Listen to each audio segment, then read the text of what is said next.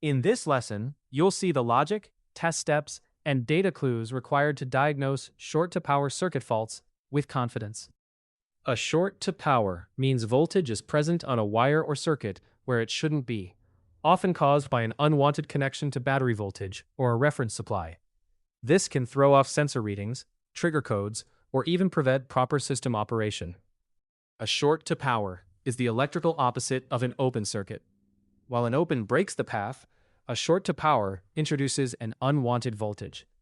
Each causes distinct voltage readings, signal behaviors, and module responses. The ECU continuously monitors signal voltages for out-of-range values.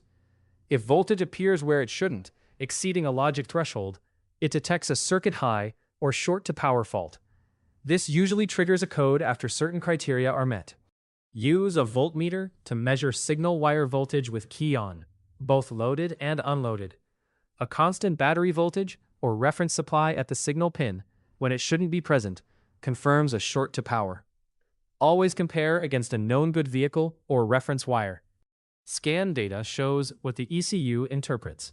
If live data reports a constant high value, but your meter reading disagrees, it points to a circuit issue or ECU bias logic.